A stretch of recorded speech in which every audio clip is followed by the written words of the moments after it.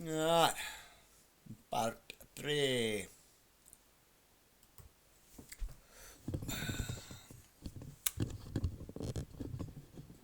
Are we in view? Are we in there on the screen? Probably. Yep.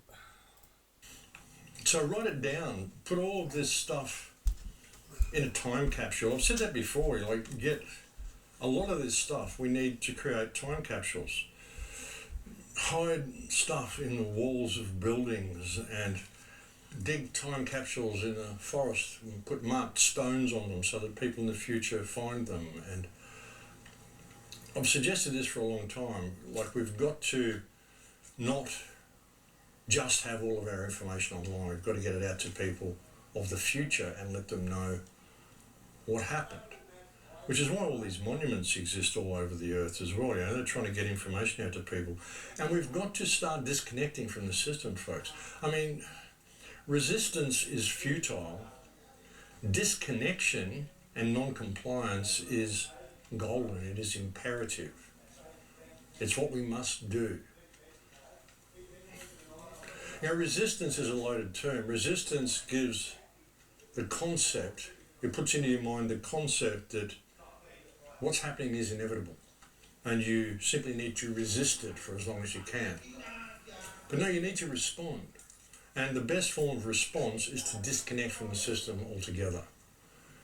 I mean, it might get to the point where you've got to have some sort of armed response. If it comes to that, well, it comes to that. When you look at how evil these people are, well, possibly it will. But that shouldn't be the first option. The first option should always be non-compliance and disconnection from the system. You know, it's key. As I've said before, withdraw service from people. These people don't serve us, so stop serving them. ICE agents and stuff. I mean, if they come into your garage or into your roadhouse, into your gas station, say, no, we're closed. You know, you're not serving us. You're not serving the people. You're attacking Americans without due process. Doesn't matter whether you think they're immigrants or not. Half of them, you don't even let them show ID. You just beat them up and attack them before you even give them a chance to show ID. It's ridiculous, folks, what they're putting people of America through. And then you've got other people, the MAGA people, cheering it on, saying, well, it's okay, it's a blue state. Listen up, snowflakes. Immigration and Customs Enforcement is hiring. Are you an insecure, out-of-shape loser who couldn't make it as a cop, soldier, crossing guard, or mall security? Donald Trump needs you. He needs all the men he can get. All the biggest men he can get his grubby little hands on. I just walked in and a big, strong guy grabbed me. These guys are massive guys that grab me. Massive guys. Two really big, because I'm a big guy. And they grabbed me. Do you want complete immunity to shoot anyone who makes you mildly upset? Are you prone to flying off the handle? And do you want to put yourself in situations where you have an excuse to do what you really want to do anyway? Oh, and what are your feelings on brown people? Bad, right? Good. Then you, my chubby little hillbilly loser, are ICE material. Immigration and Customs Enforcement. Come be a fucking loser with us. Might be a blue state, so it's got a Democratic government. So what? It's got Americans living in it. Even if it is a blue state, I guarantee not everybody in the state voted Democrat. Half of them are probably Republicans. But it doesn't matter because Democrat and Republican is a freaking illusion, folks. It's an absolute illusion. So you've got to put all of this shit down and realise that this is a war that is being waged against the people. I said this in my first film in 2008. World War III has already started. It is a war of depopulation. It is being waged by the elite, the mega rich parasites, who aren't elite at all, they are parasites. It's being waged by them against the people of the world, and all governments are involved. World War III has already started. I said that in 2008. And look at where we are now. People are still arguing over the left and the right. And you watch what will happen if Pauline Hanson gets elected into the Australian government. And the important thing about Trump, folks, is that you've got to look at what's going on in Gaza. The sheer brutality of that genocide. And I know people are sick of me talking about it. Well, screw you. This is important because, as I've said so many times, the way of Palestine will be the way of the world. And now we are seeing that in Minneapolis, and it will soon be coming to you. All right, folks, this is evidence footage, Operation Sweet Fat. Time is 11:30 hours. Schrader, DEA, pure product, 82% butter fat. We're not talking the margarine they're pushing at school bake sales. This is street grade. Got a real high potential for dependency. We've seized approximately 15 pounds of finished product, packaged for retail, and another 20 pounds of raw material in what they call laminated dough. This product is so pure, so organic, the first bite breaks your will, the second shatters your waistline, and the third ruins your life. We have just taken down a major manufacturing and distribution cell for pastry in significant quantities. To the layman, this looks like a kitchen, but make no mistake, this is a lab for producing pure, uncut, laminated dough. Get a load of this. The estimated street value of this particular batch could keep an entire city block on breakfast. For a week, our primary suspect goes by the alias the Frenchman. But when you think of the genocide of Gaza and you listen to Trump's thoughts on it, it shows you what sort of a human being this man really is. We make the best weapons in the world, and we've got a lot of them, and we've given a lot to Israel, frankly. You used them well. It also takes people that know how to use them, and you obviously used them very well. But so many that Israel became strong and powerful, which ultimately led to peace. The world is loving Israel again, and I said to him, you know, the world is big and it's strong. And there was getting to be a period of time over the last few months, you know, the world wanted peace and Israel wanted peace. Everybody did. And what a victory it's been, right? What a victory it's been. If you would have gone on for 3, 4 more years, keep fighting, it was getting bad. It was getting heated. The timing of this is brilliant. And I said, Bibi, you're going to be remembered for this far more than if you kept this thing going. Kill. Yeah, pretty disgusting, folks. This man's got a heart as black as pitch, and I'll come back to that in just a moment. But something else I wanted to point out is that you might recall a few years ago, I put out a show called The International Net, where I started talking about what the real purpose of the internet has been. I mean, what do you do with the net? You catch things. What do you do with the web? You know, the World Wide Web, the International Net. You catch things. And I said that, why did they make 9/11 so obvious? They wanted to awaken the world, see who can think critically. They staged the 9/11 attack. They could have done it so that you wouldn't have known, but they staged it so it's obviously done. It was a false flag, obviously staged by elements within the government. Definitely not by a guy with a laptop in a cave on dialysis on the other side of the world. I mean, definitely not.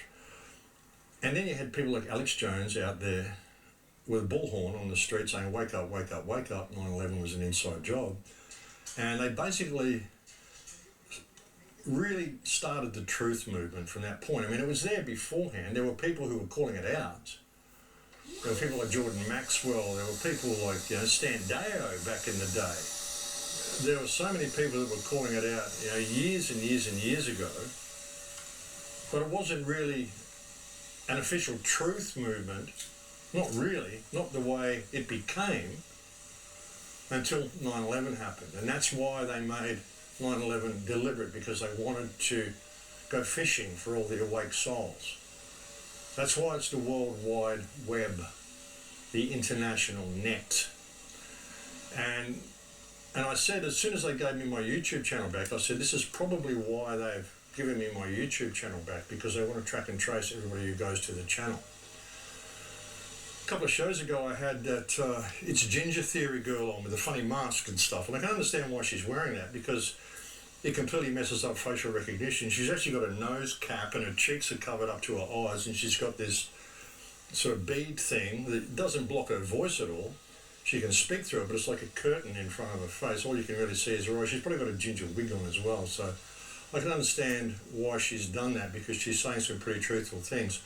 But she put out a video again the other day. She put out a great video connecting the dots on something else the other day that I had on. I think it might have been Charlie Kirk or it might have been the Minnesota shooting. I don't know, I had her on 1 or 2 shows ago.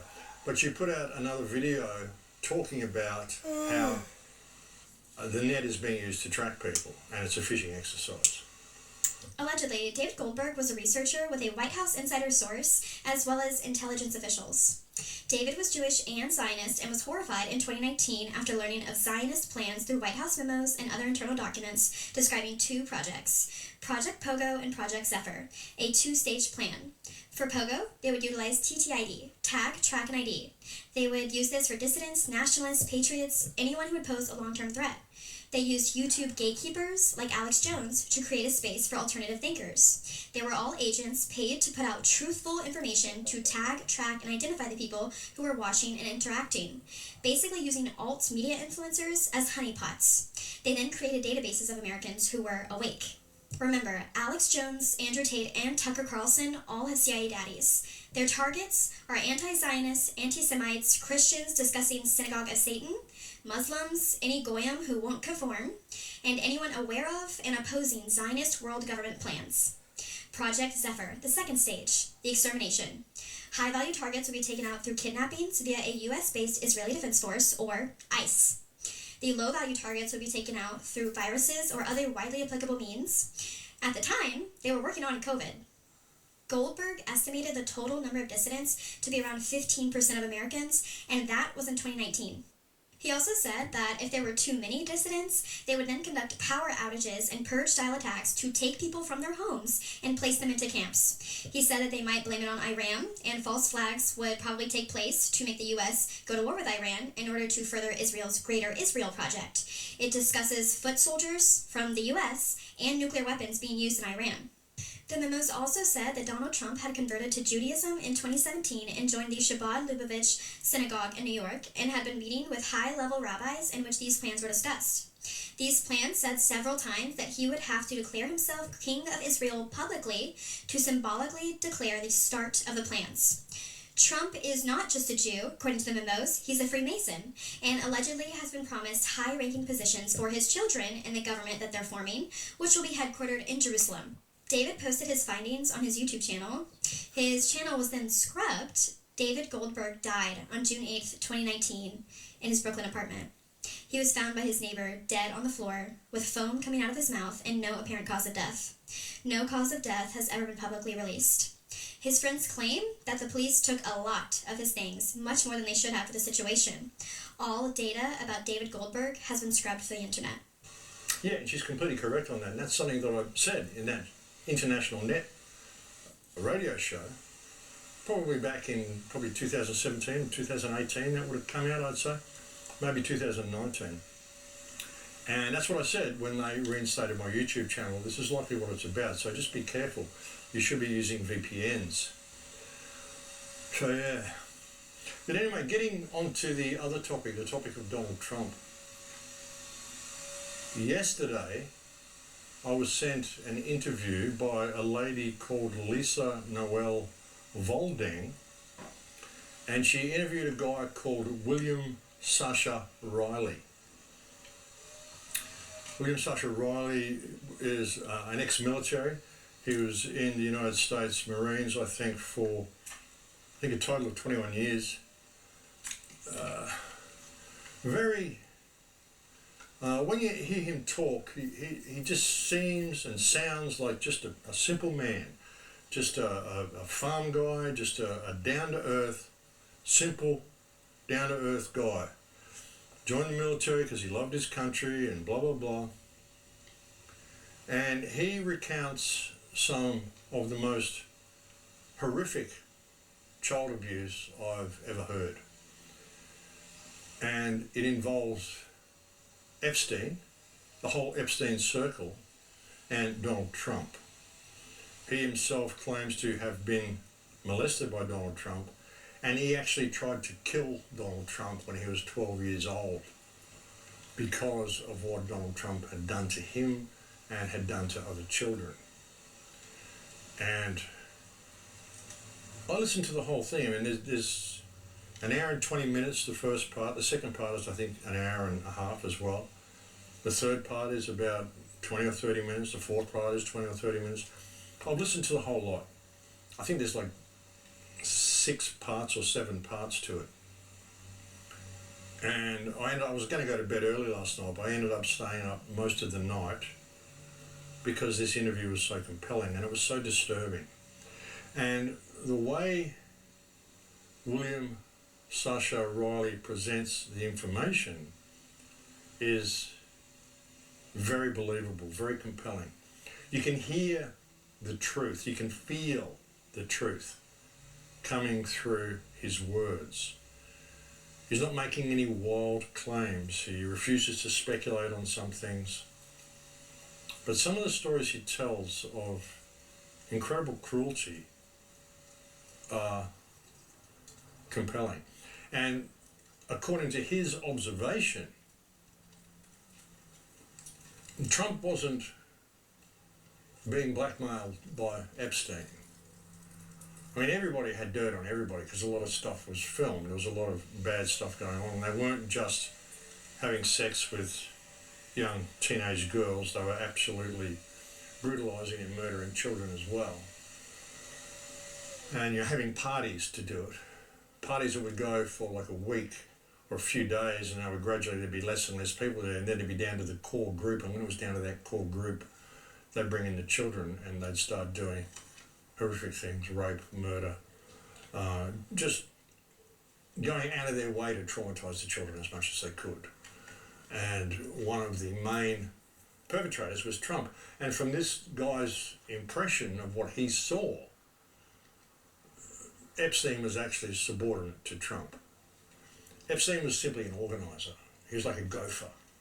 Got stuff together, got the parties together, organised all this sort of shit, him and Ghislaine Maxwell, but it was the bigwigs that were running him, who had billions of dollars and were doing all this stuff to the children. And yeah, that's what was happening. So, but the dog is not on the road, here comes a car. So,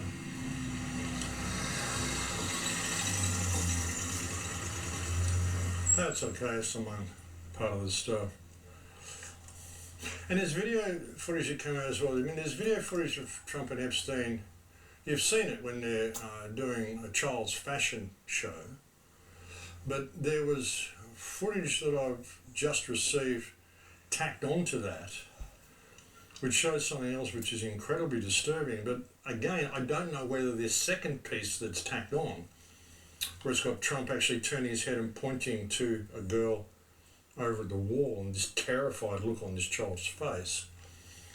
I don't know if this is real. I can't confirm if it's real. See, that's the thing with AI. That's another one of the reasons I think they work so hard to get AI videos out there and make them so incredibly believable, and have so many people making AI videos, and videos of donkeys being attacked by sharks and all sorts of crazy stuff, videos that can't be real, videos of elephants rescuing their baby elephants from crocodiles and all sorts of stuff that I showed you.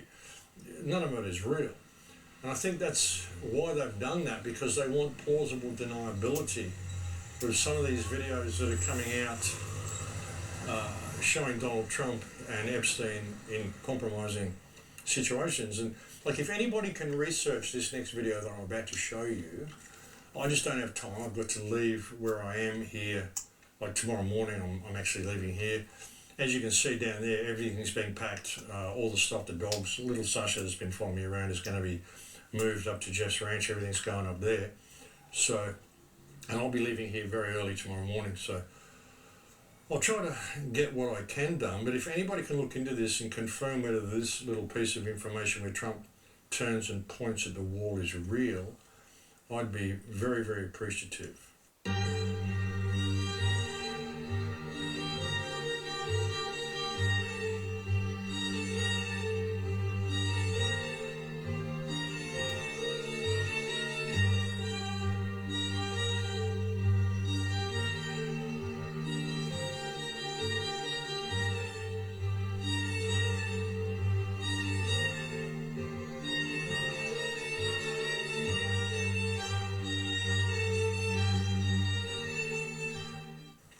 yeah, you know, if that is a real video, like if we know some of it is real because we've seen it before when they're standing in the crowd and the children are dancing. We've seen that before, and all the men are standing around, all the businessmen.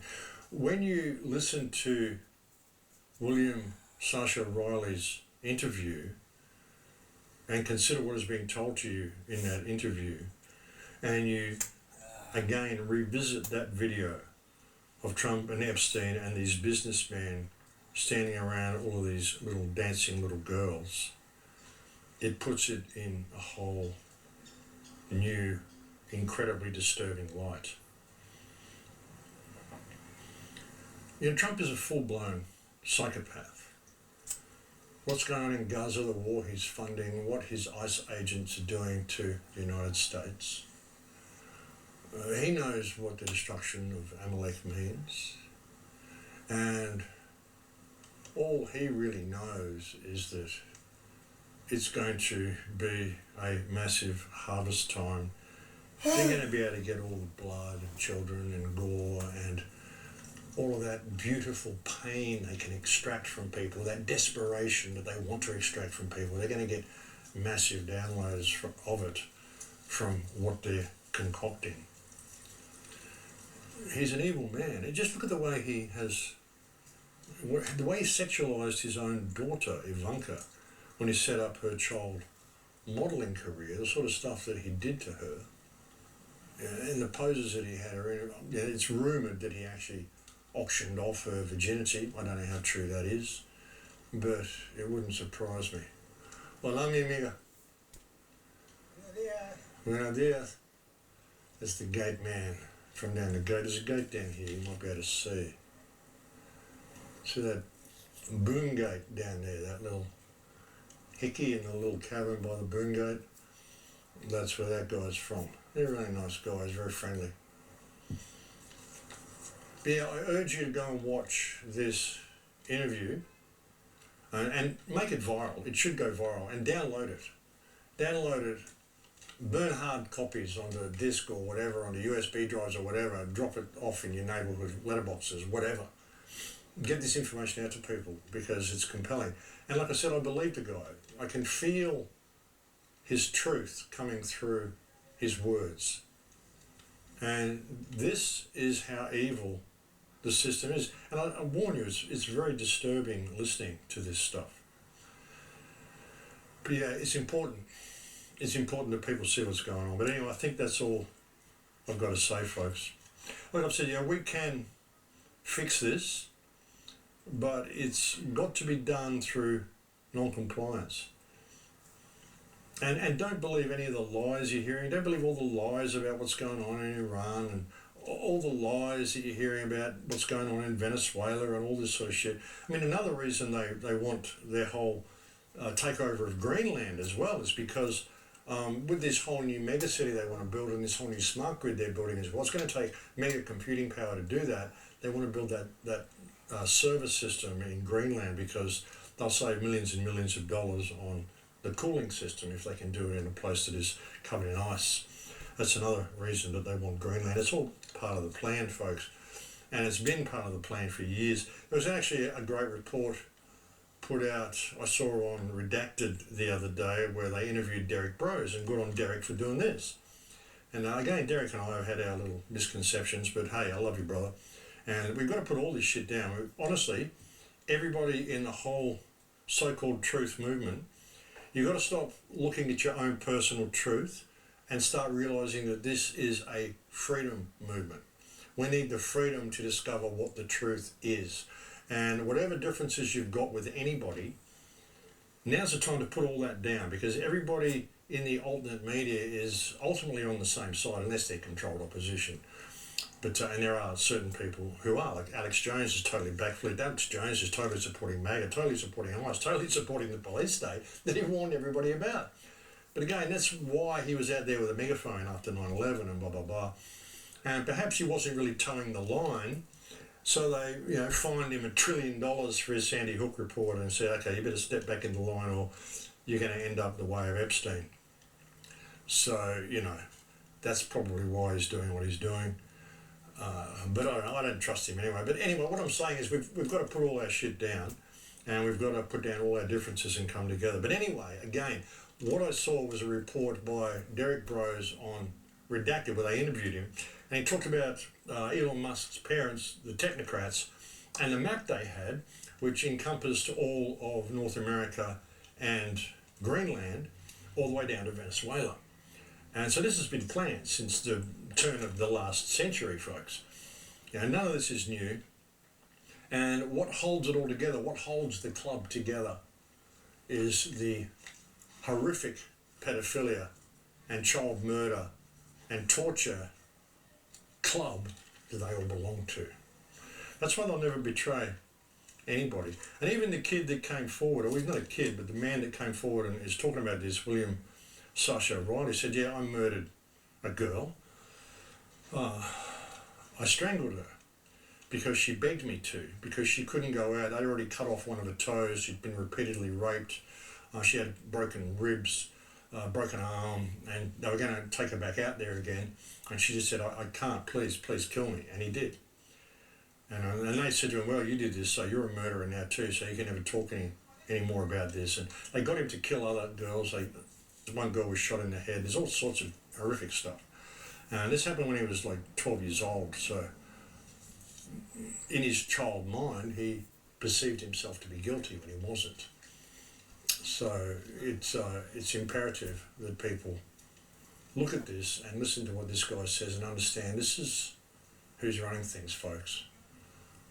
These are the most despicable people, and it's time we've reclaimed our world. It really is.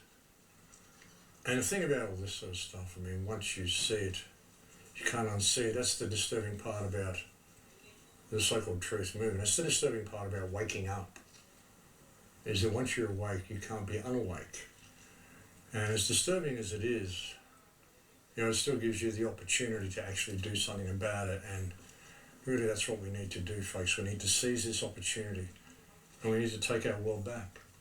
The uncomfortable thing about awakening is that you see through everything. And the thing is that other people are not used to you seeing through everything. It's not that you only start to see through society and sales business or social media. You start to see through every person coming into your life. You start to suddenly see the intention behind them even coming into your life within seconds. And this is not always comfortable. You know exactly. And dating someone, their actual intentions. Work-related, whatever it is, you start to see through it all. And then there comes a point where you actually ask if maybe it was better not seeing through everything. That's the thing with awakening, that we can't go back. There is no turning back. We can't unsee what we've seen. When people try to fuck you over like they used to, but that's because they don't know that you see. So embrace it all. Embrace this human experience. And hey, at least now, you see it. Yeah, she kind of nailed it. I can see how disturbed she actually feels about it, but it's the truth.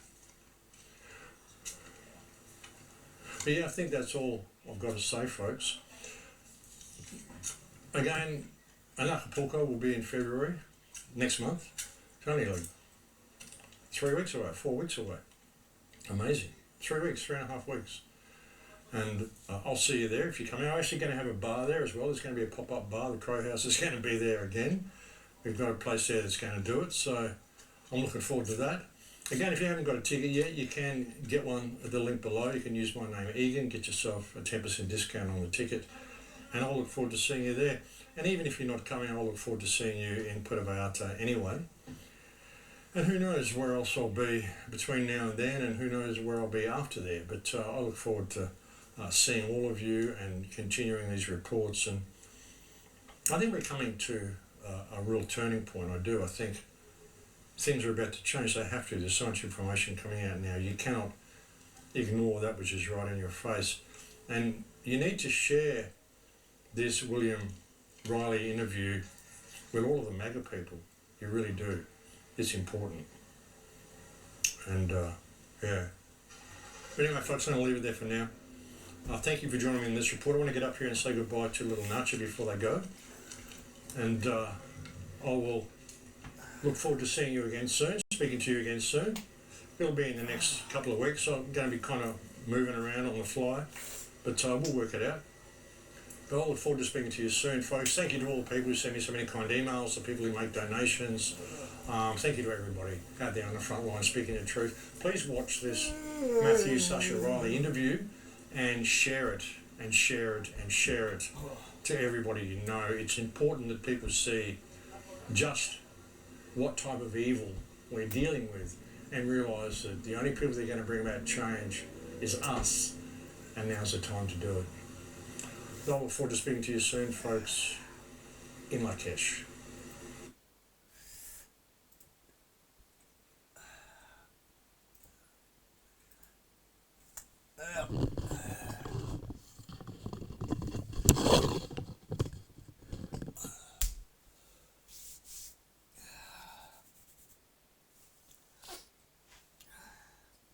I have not watched Max Igan for so long. Igan. It's a little bit humbling, actually, to think of just how much we align on stuff, like to the T.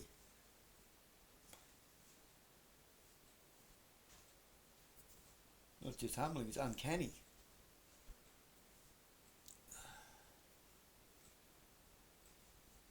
Back when he left Australia, sorry Max, I put him on the coward. Said, hey, they came after him hard. What does that suggest? Suggests he's pretty well on target, doesn't it? I mean, the government sent federal police after him. Seized all of his radio equipment, everything. He used to have his own radio show in New South Wales.